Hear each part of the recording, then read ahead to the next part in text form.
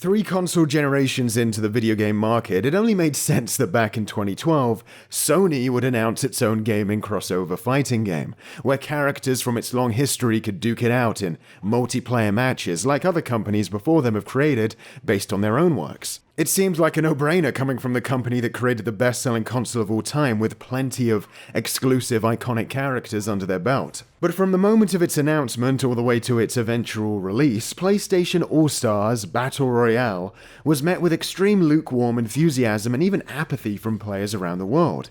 And no follow-up has ever been attempted 7 years hence, so what went wrong?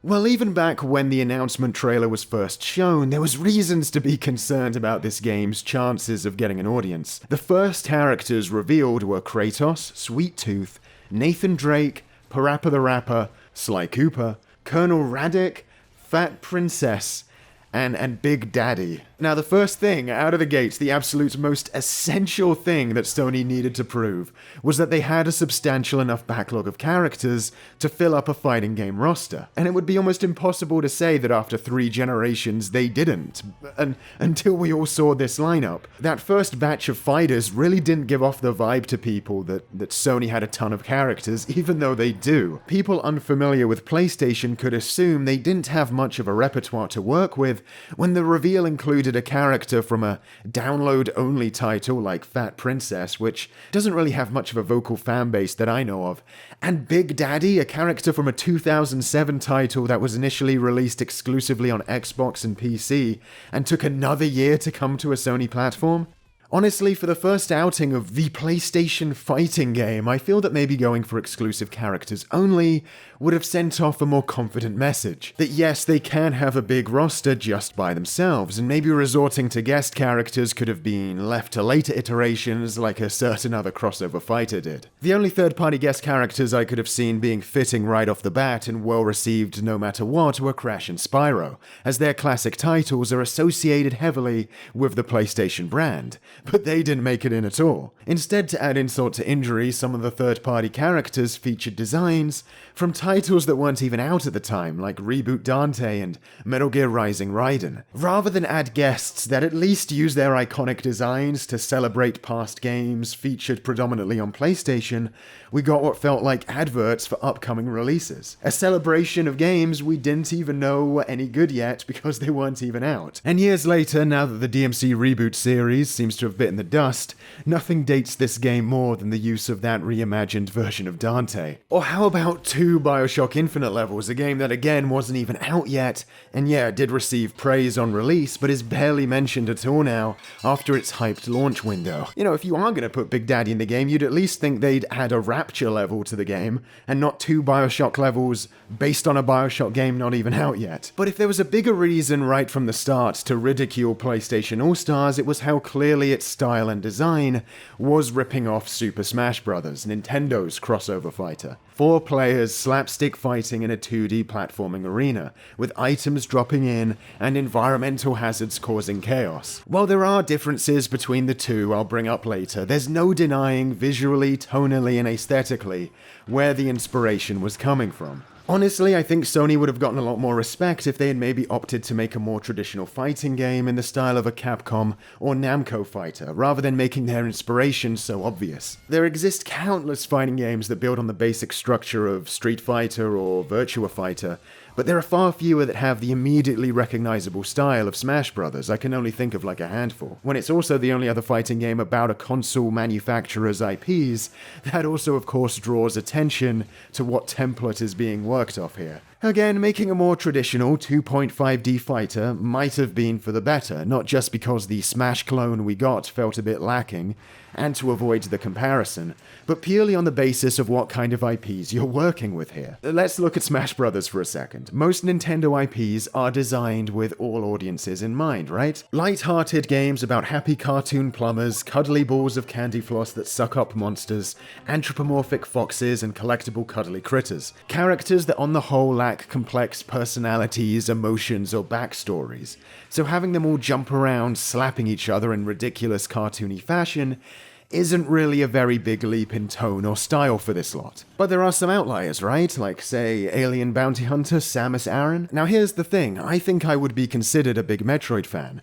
I've beaten all the games, and some of them rank as my favorite games ever, and I have never been compelled to play Smash Brothers based on the series' inclusion there. I don't care to play as Samus or Ridley or what have you in some wacky slapstick fighter, because that doesn't reflect what I like about these characters and their more serious source material. Not to say you're wrong to like doing that, it's just my experience that even as a big Metroid fan, when I want to play Smash, Metroid characters aren't who I gravitate to, because they have to be altered and slapstickified a lot to fit this new setting. When I think about it, even Solid Snake kind of fits Smash Brothers better than Samus, coming from a series with a lot more comedy and slapstick than Samus does. The point I'm trying to drill into here is that I don't want to buy Smash Brothers based on this franchise's inclusion, even though it's Metroid, one of my favorite series. That has never been an incentive for me as a Metroid fan. There are other reasons I might want to play Smash, but Samus being there isn't one of them. So, what if you made a slapstick fighter where most of your cast comes from tonally very serious source material? Oh, I see where he's going with this. Let's look at the roster for All-Stars. Let's see, we have the Space Fascist, the psychopathic mass murderer, murdered his own family. Another quite prolific, brutal mass murderer, also murdered his own family. A grotesque, also murderous slave human experiment abomination, devoid of reason. And a series of very angsty superheroes. The disparity between these characters and the few characters used that actually fit this wacky style of fighter is gargantuan. One of the characters people were actually kind of excited to play as again here was Sir Dan, and it makes sense, because he fits in great, coming from a slapstick, exaggerated, funny action game. It all leads up to a game that I don't think the people who are the biggest fans of these IPs would necessarily want to play. The same way, say, Mario fans would probably jump comfortably into Smash after a round of New Super Mario Bros. Do you think hardcore Killzone players are jumping at the chance to play as Raditz in All-Stars, or Bioshock fans as Big Daddy? A less wacky, in relative terms, style of fighter with a more adult, maybe comic book stylized look, rather than this slapstick cartoon approach, with hardly any attempt at synergy between all the different players, probably would have been more appropriate and helped also bring all these disparate characters under one unified art style. Smash does this pretty well, but for one of the best examples in 2.5D fighters, look at Marvel vs. Capcom 3. Everyone's design is all over the place, but somehow Phoenix Wright, Amaterasu, Beautiful Joe, Dante, Chris Redfield, Ghost Rider, Wolverine, and the rest all show up but rendered consistently in this high-contrast comic style, feeling totally at home together despite coming from stories and games with vastly different tones and audiences in mind. Everyone is rendered faithfully to their original look and demeanor, but they're stylized just enough to not look silly smacking each other around either. All-Stars definitely needed the cast to feel a little more unified under one style, considering we have Cyborg Raiden fighting Parappa the Rapper. And as it stands, it doesn't look all that right. Looks like some kind of fake game someone modded the other character into. Something they also could have taken from Marvel vs. Capcom is pre-fight banter. In the arcade mode, you get a few cutscenes where some characters interact, but just having a few extra lines or quips before the fight, depending on who's in the match, could have incentivized trying all the different matchups. I also think a tone more in line with the majority of IPs here in a more traditional fighting game style would have helped attract more hardcore fighting game fans that I think this game was trying to appeal to? ? In terms of some of the combo mechanics. PlayStation All-Stars, you see, looks and plays at a basic level like a cartoony fighting game, but actually features considerably more moves and combos than Smash Brothers. This only serves to muddle the waters even more. This is hardly the kind of game in style or basic gameplay with its wacky you can only kill with super moves rule and zoomed out stages with stage hazards most hardcore fighting game players are gonna want to get into, right? And casual players just looking for a fun party game are gonna be somewhat surprised when running headfirst into so many different techniques and rules. Smash is still played competitively, even though it's very pick up and play and simple. Its base popularity has had fans dig deep to find complexity, and in more recent entries after All-Stars, Nintendo have been paying that community a little more attention. But it's fair to say that Nintendo themselves are much more focused on making Smash an immediately cathartic, accessible party game for the masses, catering to competitive fans being a somewhat secondary priority. And at the time of All-Stars' release, competitive and technical qualities definitely wasn't the focus with games like Brawl. Nintendo have only started to cater a bit more to a hardcore fighter crowd after establishing a solid base of casual players with a solid, fun party game series first. I think it's the casual players who are still the bulk of Smash's audience. As I said, I don't think this style of fighter is appropriate for a lot of these edgy Sony IPs, but if that's the kind of basic party game Sony wanted to make, they probably should have leaned into that all the way, instead of trying to pay so much lip service to serious fighting game players too. They should have probably gone all the way instead of making a confusing mishmash of party game aesthetics and weirdly combo-intense gameplay. It doesn't go casual and accessible enough, and it also doesn't offer the kind of environment and style that would attract serious fighting game players to its intense, combo-focused hijinks. Skilled play in Smash is built upon much simpler foundations, players discovering complexity in very simple systems. Smash remains fun to play at low skill levels because it's primarily intended for a casual audience,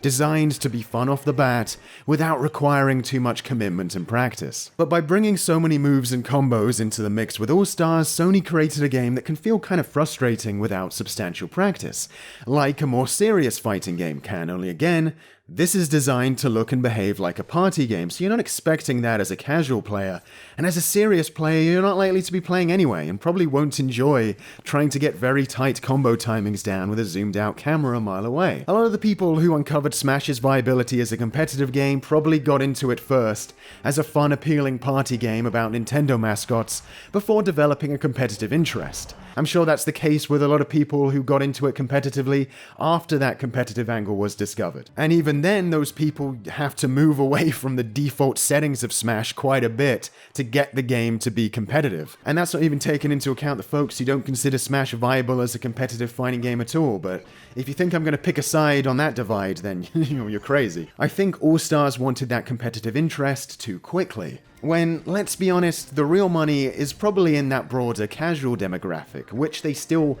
wanted to cater to in part, hence the party style of the game, but didn't commit to because they wanted that competitive attention too, and the game is just a mess as a result. A very muddled starting point. I think picking one serious fighter or party game rather than this middle ground would have given off a more confident impression, even if I think the party game option isn't the best pick for Sony IPs. In Smash Bros., the only way to kill an opponent in default play is to knock them out of the stage boundaries. The more an opponent's been hit, the further they'll fly when attacked. All-Stars' gimmick that you need to hit characters enough to build up points for super moves, which are the only way to kill foes, feels like a somewhat cynical move to come up with a gimmick just different enough from smashing off the stage to not just have to copy that feature too. But while smashing grew on me as a gimmick pretty quickly, All-Stars' gimmick never felt right to me, and I think it's because when you limit what can trigger a KO to a few specific moves, only available at certain times, it eliminates those fun little moments of chance Smash and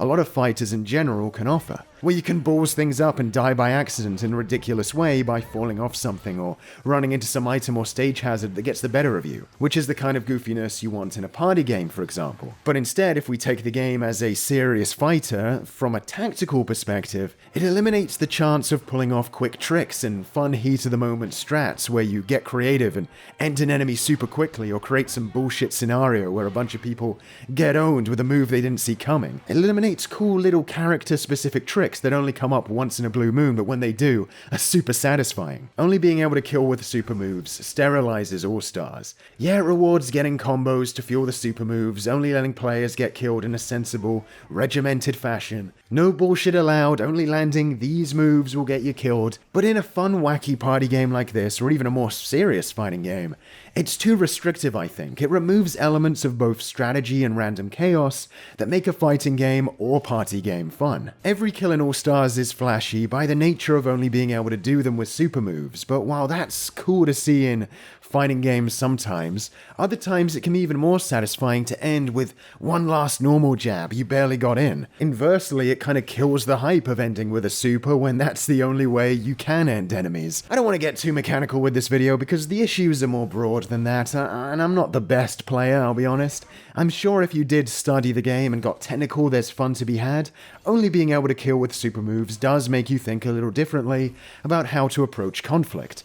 forces you to get good at combos that lead into them, make you more defensive around people who have them, etc. But I think it's safe to say, regardless of any type of analysis, the gimmicks All-Stars brought to the table didn't click with people. The final nail in this game's coffin is that it just feels kind of like nothing terribly special for what is supposed to be a celebration of the breadth of your entire brand. Maybe that's me projecting lofty expectations on what is just supposed to be seen as a party game with PlayStation characters. But when other companies make fighters and crossover fighters, it feels like more of an event. And of course, we can once again look at Smash Bros. Each one isn't just billed as some quaint novelty game to play alongside the big AAA games. It's like the focal point of their whole console generation. The games are stacked with content, music from hundreds of games, and mountains of polish and extras. They're even some of the best looking games of their respective systems. It feels like a real tribute to all those franchises. PlayStation All-Stars, on the other hand, looks hella budget. The menus are ugly, the game modes aren't that fleshed out, there aren't that many. Visually, the title looks bland, and bland is not a good way to make all these super disparate character designs coalesce. Again, crossover games are usually served by super cool daring art styles that blend all the crazy different characters under a tight, visually appealing umbrella. Even the box art screams, yeah, just slap them on there, whatever. Ratchet isn't even original art on there. It's just an existing image from another game. Come on, guys. I don't feel like I'm celebrating PlayStation if the quality of this game doesn't match that of the titles it's trying to pay homage to. Once again, All-Stars is hurt by going for that Smash Brothers type gameplay. When you see the similarities, Smash is the first thing that's going to pop into your head to compare it to. Some fighting games might get away with slideshows for character stories and bare-bones features, but the inevitable comparisons to Smash are going to shine a light on how jam-packed that game is compared to this. Even what are supposed to be its small novel touches work against it. Having different PlayStation worlds collide might be a novelty at a glance, but what if I'm a fan of one of those games and not the other? It's hard to cheer for Jak and Daxter's Sandover Village making a comeback when it's interrupted by Hot Shots Golf. And look, it's not like the first Smash Bros. Was some kinda ultra AAA highlight of its gen. It was also kind of a rushed, thrown together novelty. But that's not really an excuse when the example of what to surpass clearly exists in the form of that game's follow-ups. But the fact that a lot of fighting game series do start so humble gives me a little hope that maybe at some point Sony might give this another stab, like most of its characters like to do, and one day deliver us a PlayStation fighter worth getting hyped about, because I think the potential is definitely there. Maybe at this point it would be best to wipe the slate clean and start fresh, but I hope they try something again, because I think there's definitely room in this industry for an exciting, polished Sony crossover fighter. Also, by the way, if any of you are wondering, I am buddies with Shame, who brought up a similar point about Samus and Smash in his video on Ridley recently. But we're buddies, and we actually talked about that very topic of not finding much appeal in Metroid's depiction in Smash Bros. Before either of these videos were made, so just letting you know, I'm not ripping him off. I actually wrote this bad boy back in like November, he just talked about it first. I let him off anyway because he's a Patreon backer, which you could become too. You could join this list of names and help the channel, damn. Just click the link, easy peasy. I'll see you next time.